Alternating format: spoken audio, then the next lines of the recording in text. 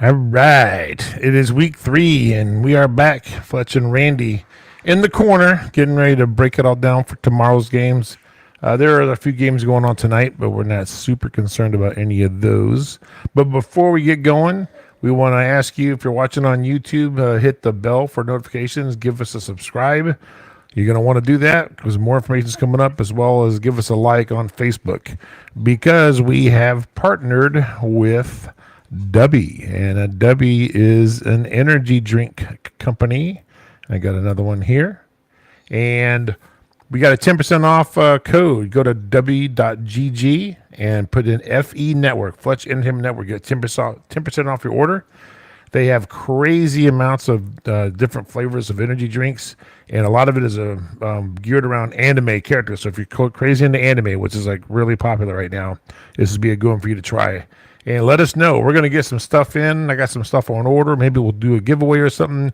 I'll get stuff to Randy and myself, and we'll be drinking this stuff on stage, drinking the juice. But if it's bad, we're going to flush it. So we don't want to support something we don't like. Is that right?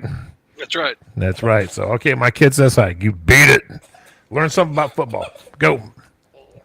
Go. All right. So, enough of that. So, it's week 3. And we were talking a little bit off camera real quick, but I know early in the season, 2 weeks in, certainly one of the somewhat surprises, although I think they've been a good football team historically the last decade or so, maybe a little less than that, is South Florida. 2 wins, Notre Dame, and who'd they take down last week? Florida at the Swamp. So I don't know if that's an indictment on what Florida's got going this week because they got a big one at LSU. But South Florida in their week 3 this week, they're taking on Miami at Miami. They win that one, and people got to start talking about South Florida, I would believe. Yeah. Yeah.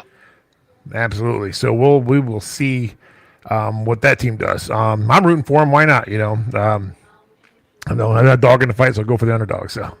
What's your take on the season so far with 2 weeks into it? Well, I think, of course, last week we seen a lot of, I don't know what we call them, cupcake games or games where the lesser team made a whole lot of money because they got to play, one of the big boys, and we certainly understand why they do that. And certainly Right. that helps their budget and everything else. So, Yep. they go back to the first week. All the hoopla there, the Ohio State Texas game, I missed last week. I know you talked about that some, but, I was looking at that, now they're, the whole Arch Manning thing went from being Heisman front runner, all this and all that. Now I've seen the latest poll here, USA Today or AP polls. He's the 33rd best quarterback in college football.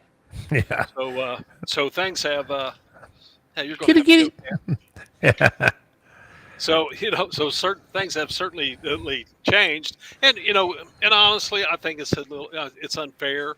I True. think it's unfair to him, and Yep. but that's just the way it is. I mean, this.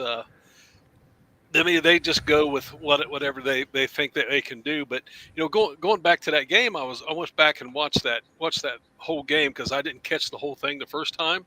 Texas and Buckeyes. Texas and the Buckeyes, and I thought, man, really between the goal lines, Texas was maybe even a little better than Ohio State was. The difference was crossing that goal line. And that's where Ohio State excelled on their defense. Both teams played great defense. Yep. And Arch Manning, he didn't play all that great. Missed quite a few throws. I was watching that, but then you look at the statistics, which don't always mean a whole lot of anything.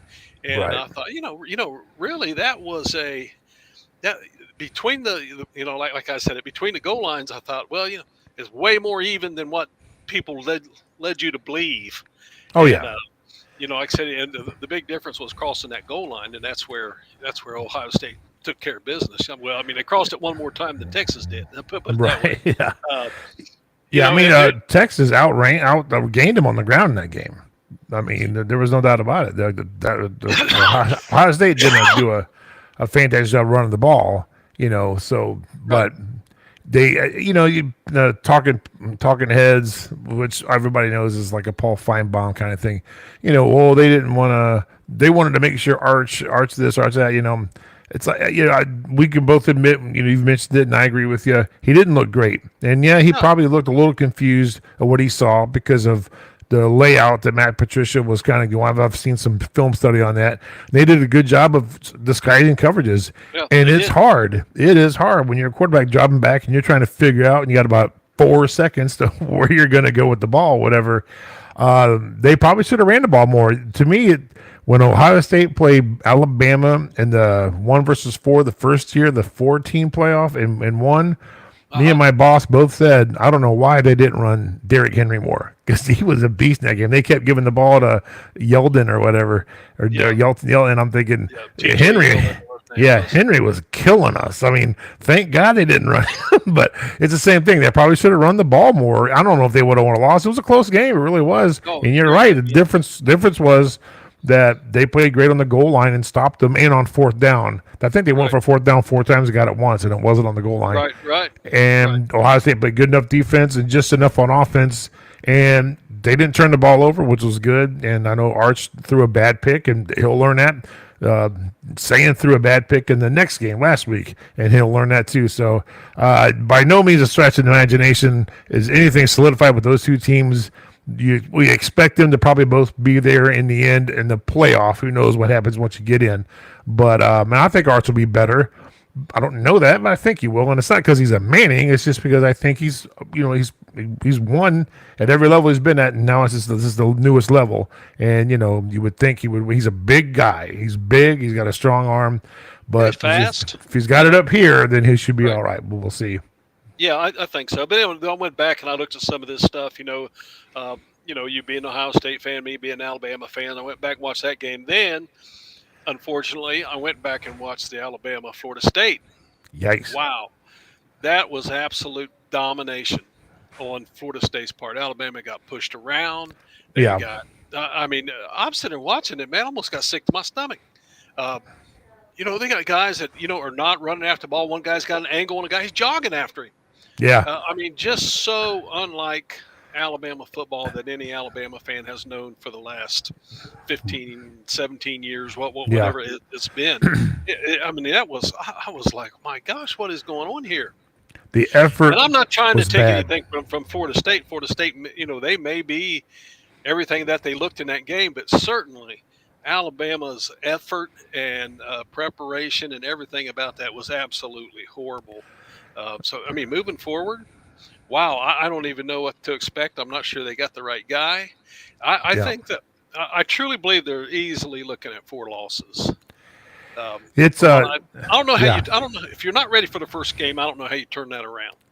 So that's very true. It's the one you got more time to prepare for than any of them. Florida State definitely, from what they put on tape last year, they look completely different in that game. They look like yeah. a team that's ready to go out and run through the wall and fight.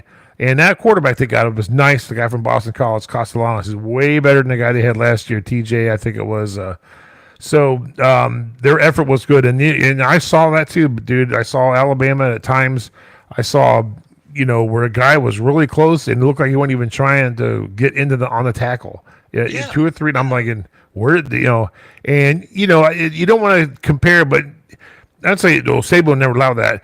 Any really good coach would pull guys out of the game. If you're not going to give me effort, you're not going to play. I want guys in there that are going to go right. to the end. And you hope this DeBoer guy can get it done. He doesn't have to be Saban, but dude, win with the, so who knows? But we'll see, because they're playing, who they got this week? I just saw it. They got Wisconsin. Yeah, they got Wisconsin. They should at Alabama. Yeah, they should beat them. Yeah. They killed them last year, and then this year their Well- starting quarterback's out for Wisconsin. They got a backup. Right. Yeah, Luke Fickle the other day, he's saying he just I don't know if he was trying to motivate his team or trying to pull some wool over eyes or whatever. But I mean, he comes out and says that we're not ready for Alabama, and I'm thinking, well, man, you ain't ready for Alabama. You ain't ready for anybody. Yeah. But anyway, so we'll see how that goes. But I did see that their quarterback is out. That's certainly It's going to 2 make a years. difference. 2 years in a row, they've lost their main guy, a different guy each time. Yeah, And the backup guy played admirably in that first game, but he is a runner that can't throw the ball very well at all. No big deal. Just he is what he is. So we'll just, it'd be nice to see if Wisconsin can't win the game. It'd be nice to see if they can fight hard to the end of the game, regardless of anything else. Because that's what you want your football team to do. Give me everything you got, and let's not worry about the score. So I would expect Alabama to handle business in that game and hopefully look good doing it. You would hate to see them crumble and stumble, even if they win, and not look good because, in that Florida State game, they were getting pushed around the line of scrimmage too, and that's very much not indicative of what you've seen the last 17 so years on tape from Alabama. That was another big difference there. Yeah, line of scrimmage. Right. The other thing I noticed, I thought LSU was very impressive, especially going into Clemson. Oh yeah, that's a tough place to play, and they really look good. So, they could be something on. But I have a concern for Clemson now because yes. They were at home. They got LSU certainly up a big game, and it's not the fact that they lost that game. The kind of way that game went, LSU just got stronger and stronger. To me, that's the way it seemed. Yep. And then LSU last week, they kind of struggled with Troy. Was it Troy? No, it was Clemson struggled with Troy. No, that's what I meant. Clemson. Yeah. Clemson struggled with Troy, so that's why I was. I got side. I got out of. But anyways, gotcha. I was talking about Clemson. I have a concern about Clemson because they seem like they got a little weaker in that game, and then they struggled with Troy. So, I kind of wonder what's going on with them and how that's going to turn out. And we're going to know more in the next couple of weeks. But certainly it didn't start out the way that a lot of people expected it to. For some of those teams, and then then we can get into last week's games, and I watched the Oklahoma-Michigan game. That pretty good game. I thought Michigan's defense looked very good, but that quarterback was just killing them on the runs, and that was a good game, big win for Oklahoma. Yeah. Some of the talk this week is, Oklahoma's back, and I'm like, I'm not saying they're not, but it's another game where, is Michigan better than people think they are? So it's a great win for Oklahoma, or is Michigan not quite where they need to be? And that's not a slight of Michigan. Freshman quarterback starting his second game on the road in a hostile environment. Hey, that's tough beans for anybody. And then up until the second half, when that dude ran off that 73-yard touchdown run, they hadn't hardly done anything. And worst QB rating ever. All those are just numbers. But it was a nice win for Oklahoma, considering what Venables has been through since he's been there. So if they can build on that and do some damage in the SEC, then that it very well could be that OU is going to be in the fight for the SEC championship. We'll see. But it was a good win for them, and it was a decent game to watch.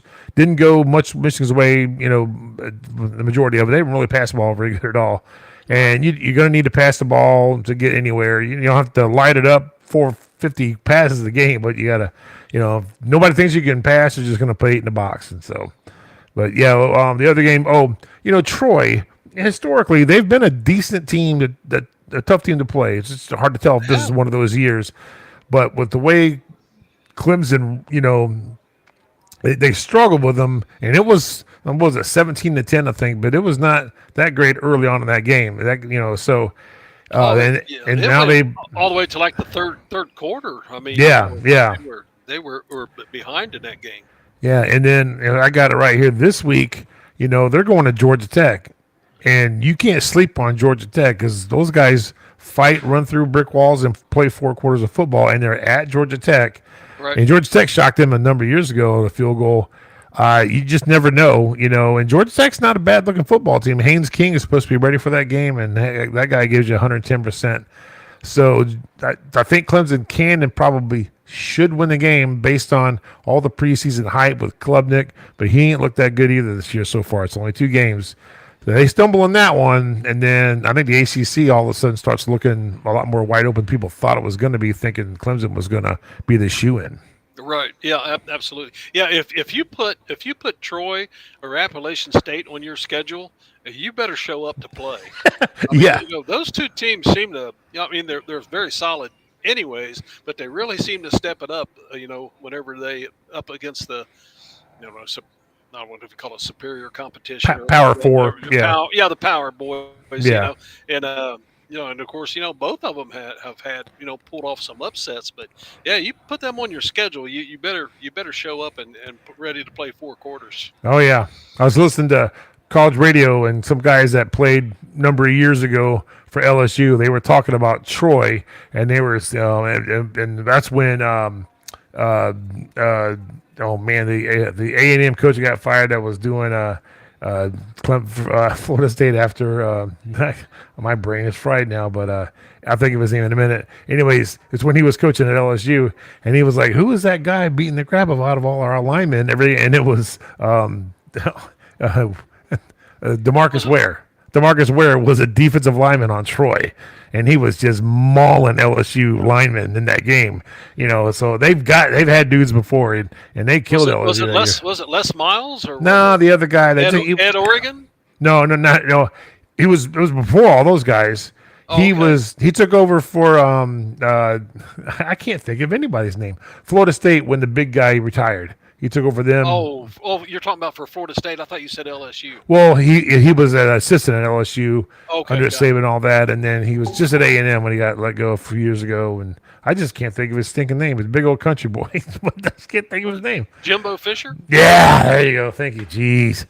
I'm losing it. 56, man. I feel like I'm 69. So, yeah, Jimbo Fisher was just talking about how he was an assistant coach at LSU, and they were like, who is this guy on Troy that's destroying our team? And it was DeMarcus Ware, who was in the Hall of Fame. I mean, now. Right. So nobody knew him back then. They were like, telling his friends in the NFL, draft that guy. He's crazy good, Yeah, absolutely. Yeah, Troy's had teams. There's no doubt. Yeah, so getting into this week, I know we got some pretty good games, and I guess I'll kind of kick it off with Tennessee and Georgia. Big one. Yeah, that's a real big. I believe that's at Tennessee. Yep. So I mean, that's going to be real interesting. See how that goes. See, I mean, if Tennessee was able to recover at the quarterback position with that fiasco that they had with the guy wanting more money and leaving, and bringing another guy in. So we'll kind of see how that works out. And then, I mean, Georgia's always kind of had their number. Yeah. So here recently for sure. Yeah, the last few years. So right. That'll be interesting. But it is at Tennessee, and don't know a whole lot about Georgia. The Gunnar Stockton thing. The guy that left Georgia, Carson Beck, that's playing at Miami. Right. He looks really good starting off the season. He did. Yeah. So anyways, that's going to be a heck of a game there. Yeah, the Iamaliava that left, he's 0-2 at UCLA. And the guy he left App State to go to UCLA until Iamaliava went there. Now he left them again to UCLA and came to Tennessee, and that's Aguilar, I think his last name is. And he's had a nice first couple games. I think they're 2-0. And now this is a big test for them. They're at home. That's a tough place to play. That's 100,000+ in that huge stadium. Georgia's coming in.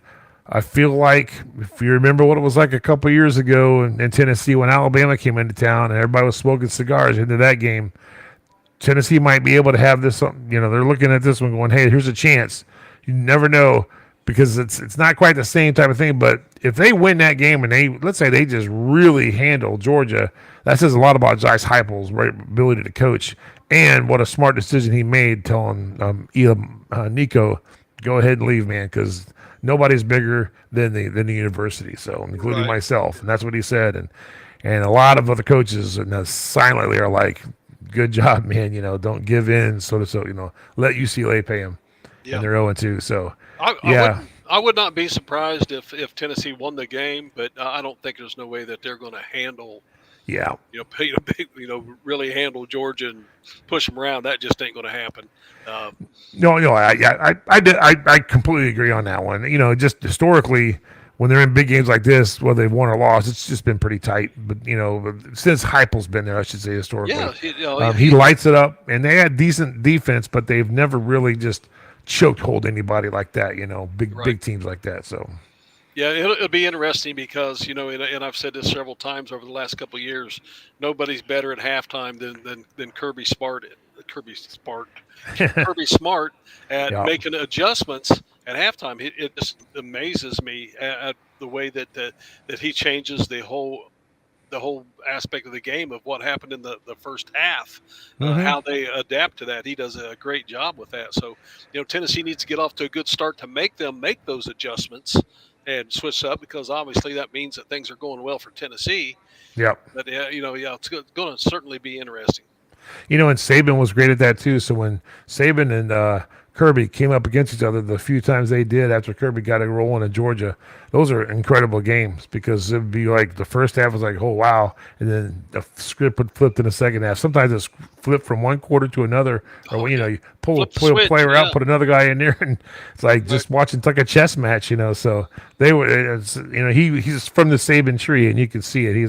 He's definitely one of the most intelligent coaches right now in the game, and you can't count Georgia out. Even when they got to pull in something last year, Beck goes down and hurt, and here comes Gunnar Stockton, and didn't miss a beat, last year. This year, they haven't really put the numbers out there, but it's early, so that some of these games, it's unique. They're coming a lot earlier. This is an SEC game, so we're talking about week 3, and it's an SEC game. So usually you get the whole month of September, but those days are over. So.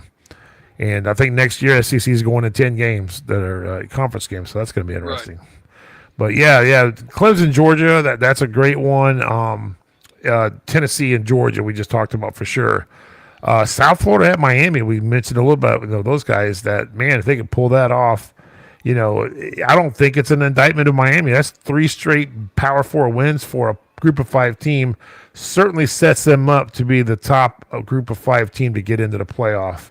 Kind of like what Boise State was last year. So Florida at LSU.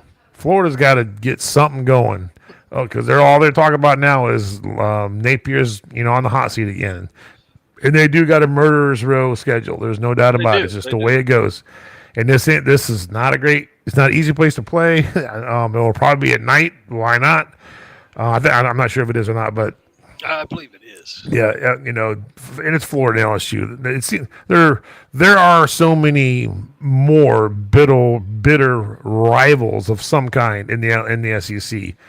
Tennessee, Georgia, Florida, Tennessee, Georgia, Florida. I mean, it's crazy. And this, I think, Florida and LSU is another one where it's a bitter rival. It's a tough game, and it's going to be interesting to see how that goes out. I kind of expect. I think LSU's got something this year. Musmeyer's a seasoned veteran college quarterback. They seem to got a nice little team together. Doesn't matter that they're not lights out now. You want to be lights out the end of the year, not in September. So they're playing good, and if they win this one, it's just another one they got. Moving forward. So it'd be really interesting. That is a night game. Okay. So 7:30 start on that game, so that is a night game. I think Florida's in trouble the way LSU is rolling right now. Yeah, and and then at home, the big advantage. That's a huge advantage whenever they're at home. There's some teams that have it always makes a difference when you're at home, but there's certain teams that just makes a huge difference. When you got to go to LSU or Penn State or some of these wild and crazy places. Mississippi State with the Cowbells. I mean, last week they upset Arizona State. Mississippi State didn't even win a game last year in the SEC, and they upset Arizona State, which upset, it's not the same team that was last year, but it's still a good team. But Kirk Herbstreit said, I picked them just because of the Cowbells at home. He goes, it's hard to play in the Cowbell when those Cowbells clanking, Cowbells playing. So there's no doubt, man. Environments are big, and I've heard too many people. I've never been to Death Valley, either one of them, but I've never been to LSU. But I've heard too many people say, if you ever get a chance to go there because you just won't believe how absolutely crazy those people are, the fans. And I believe them. I mean, why wouldn't I believe them? And it's a hard place to play at home. For the road team, there's no doubt. Oh yeah, absolutely. So, and then speaking of A&M, they got beat They got beat by Notre Dame last year. And now they're going to Notre Dame this weekend, and I think that's a night game too, 7:30.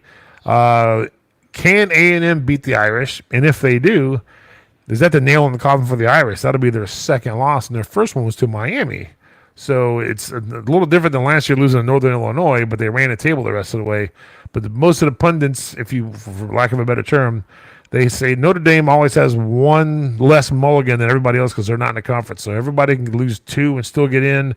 Two losses will get you in, three won't. Notre Dame has to only lose one. They lose two and they're out. I don't know if that's true or not, real or not, but then also I guess the rest of their schedule is weak after this game as far as who they're playing. But we'll see. But I don't know if they'll beat A&M. I really don't. I don't think Notre Dame looks quite as good as they did last year, but they're a different team. Right. Well, the thing, that Miami game, Carson Beck he was on. Oh yeah. I mean, you got a seasoned guy there that's been around, always is one of those guys that's 25, 26 years old, whatever it is that, right. Been around for quite a while. He had a great game. So, I don't know.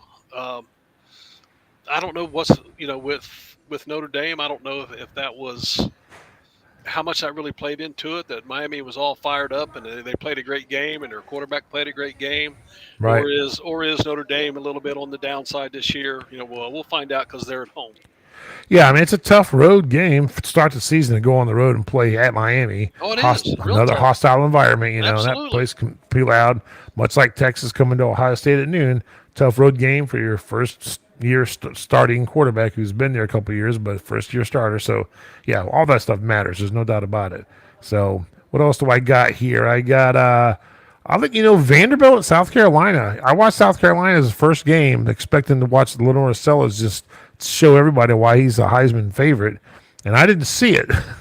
And even though they won, but Vanderbilt is shocked, man. They went into, whatever the name of that town is, where Virginia Tech is, Lane Stadium. They went in there and smoked them. And I think Vanderbilt can beat South Carolina if South Carolina's. They don't have that crazy dude on the defensive line this year. He's in the NFL now. And I didn't see a whole lot from them in the game I watched them play. I think it was week 1. So I'm thinking, wow, Vandy is really looking good. And they got they got a different attitude, that team. What a shocker that would be if they go into South Carolina and win in that stadium. Yeah, I would be shocked if that happened. I really would. I mean, yep. You're right. I mean, Vandy has been coming on, and a lot of confidence. They got this quarterback that's all the confidence in the world, telling everybody in the world, how good they are, and right, and this and that. So I mean, we'll see. But I mean, it's a big task with South Carolina. And like you said, guy doesn't look good in the first week or whatever, and right. We will see with all these guys. When it's all said and done, it's going to be, I don't know, to call it maybe a little bit comical of how the media and everybody goes back and forth on these guys. The greatest. No, he's not even a top 50 guy, and Oh yeah. 5-6 weeks from now, I told you he was the greatest. Yeah. So we'll see what happens.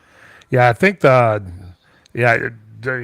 of the teams they were all high on is not doing great, and vice versa. The other teams that nobody was talking about, they've already moved up. And I tell you one team I'm not hearing about much. They're still 2-0, a little different than last year where they were 2-0, but because they were smoked teams and they're winning pretty good, is Indiana. Nobody's really talking about Indiana, and I think that's a sneaky thing for them because I think they can probably replicate most of what they did last year, and that is beat up on all the regular teams they're supposed to beat, and then when they get to play the big boys, see what they do this year. Because last year, they didn't beat Ohio State, but they did beat everybody else until they got to the end, and they lost to their I think it was against Notre Dame in the playoff. They were a playoff team last year, so well, they didn't have Penn State, right. They didn't have Michigan either, did they? I'd have to look. I don't remember if they had Michigan. I don't think they had either one of those, but the other Big Ten that is getting a lot of press and everything right now is Illinois. Yeah, they're getting a lot more press than Indiana, and they play each other in a couple weeks. I think week 5, it's Indiana at Illinois. That'll be an interesting look. And, rightfully so. They got their entire offensive line back, which is really good for a college team. And they got a great quarterback, Luke Altmaier, who's a great game manager, a decent arm. He runs good. And they went down to Duke, and I think they spotted Duke about 14 points, and then they just went off on them at Duke. And so, yeah, Illinois is, I think, definitely going to be in the conversation when it comes to Big Ten, and especially if Penn State doesn't show up when it matters like they should be showing up. We'll see, because what they do every year is they beat they blow the doors off everybody except when they get to the big game. So we'll see if they can change that narrative. Well, and Oregon's out there, hardly nobody talking about them much, and they just beat 69-3 on a Power 4 team, Oklahoma State.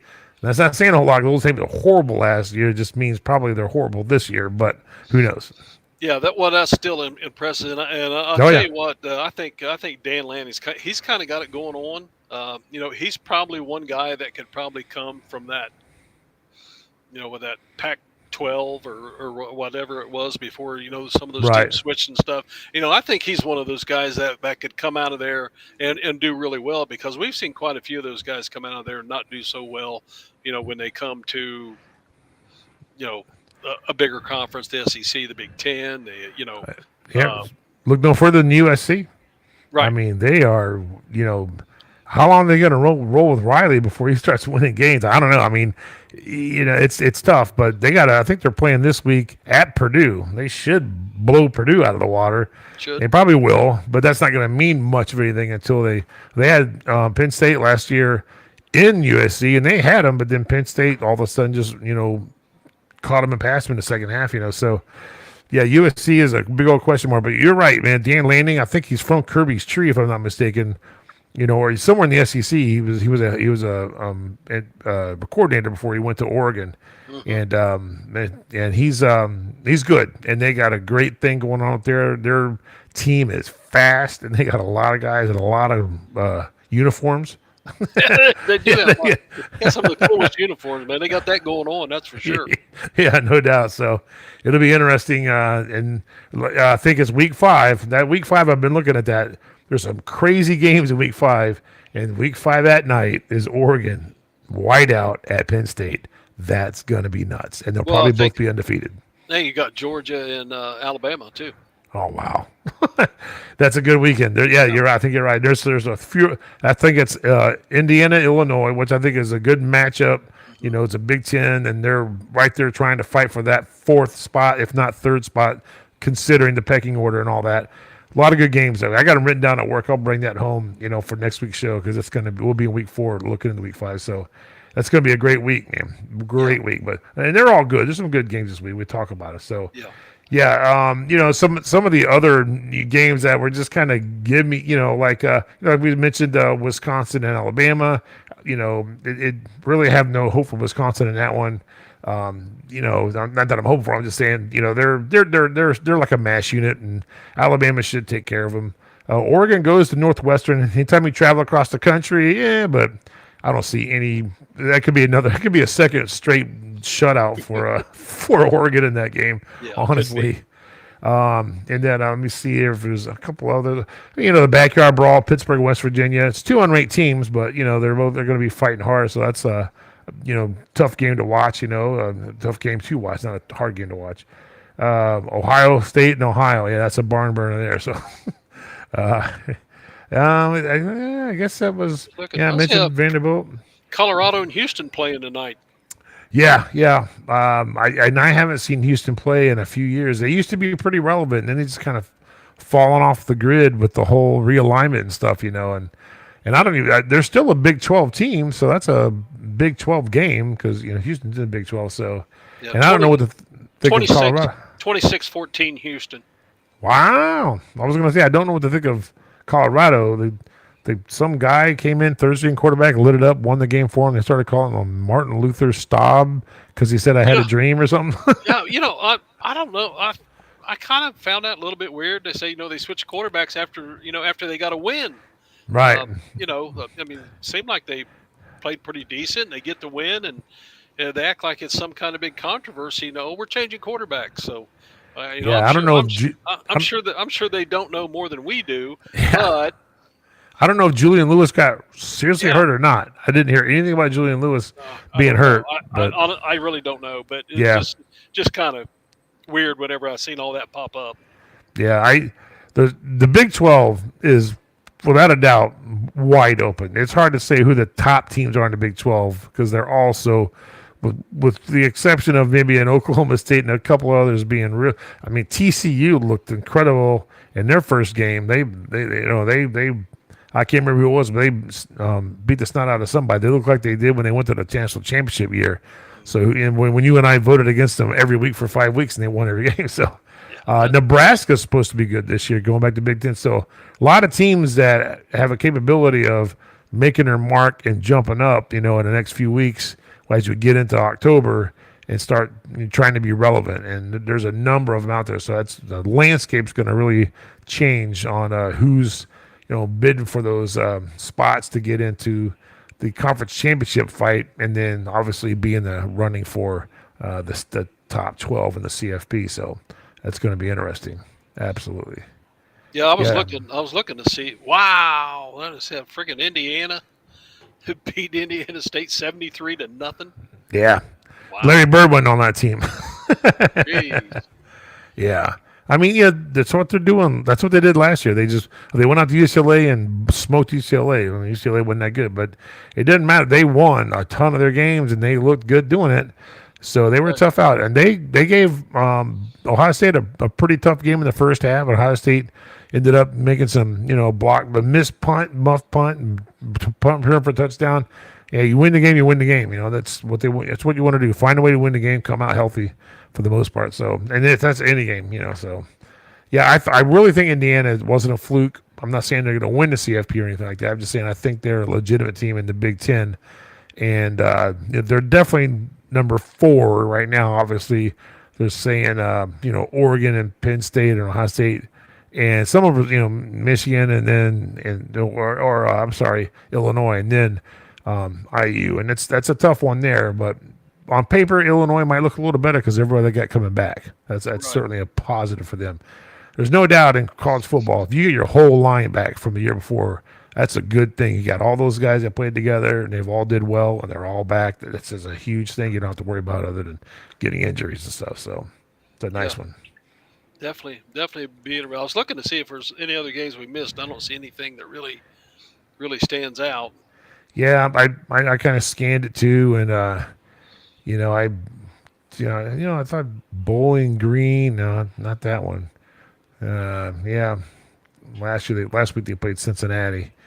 Boston College has got to fly all the way to Stanford. They'll be happy just to not get the what do you call that, a jet lag in that game. They fly so far. Yeah, some of the sneaky games we talked about in Vanderbilt, South Carolina. I think that can be sneaky. But it's a night game going into South Carolina that should be a buzzsaw.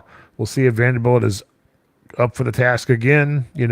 Florida LSU, big game. We talked about that one. Texas A&M, Notre Dame. Yeah, Arkansas and Ole Miss, maybe, but it's at Ole Miss. So I don't see Arkansas putting up enough to do that one. So. Right. Yeah, and Texas should take care of UTEP, so it's good, yeah. But some nice games this weekend. Keep us busy, and obviously there's always going to be something we didn't expect to happen that's going to throw a wrench into something. And oh my gosh, every once in a while everything goes chalk, but most times there's always some game that goes upside down that nobody predicted. So yep. So about ready to wrap it up. Yep, I think we've covered most of everything. All right, so if we didn't, we'll come back and do it again. Yeah, there you go. Well, I know we talked about doing a wrap-up show. We'll discuss it more.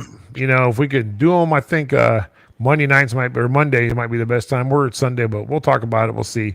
But again, subscribe and hit the bells on YouTube. Give us a like on Facebook. You see the W. It's right there. And the w.gg is the website. It's kind of I've never seen a website with a GG before. No. FE Network, Fletch Entertainment Network. That's the code to get 10% off. If you feel like trying a new energy drink, go for it. They got some cool flavors. Get one. Let us know what you think. Like I said, we're going to try to get some giveaways and some other stuff from them. They got cool hats and logos, and they got the drinks, obviously. And we'll see what it's like. I got a starter pack coming. When it gets here, I'm going to give Randy some, myself some, so we can be on here and, do our part, and we get credit for showing their stuff and blah, blah, blah. We'll see what happens. So we appreciate those guys at W for being a partner. That's no doubt about it. We appreciate anybody watching. Give us a holler. Tell us what you think. Tell us what you don't think. Why not? And anybody ever wants to chat, you get in here and we'll talk it up. We'll let you get it. And if you're good enough, we might even bring you in live. Never know. That's right. Yeah. So we're not against that. So enjoy the games tomorrow. There's some good ones, and they're all spread out from noon till midnight. So you should have a lot of fun. And until next time, we will see you next week.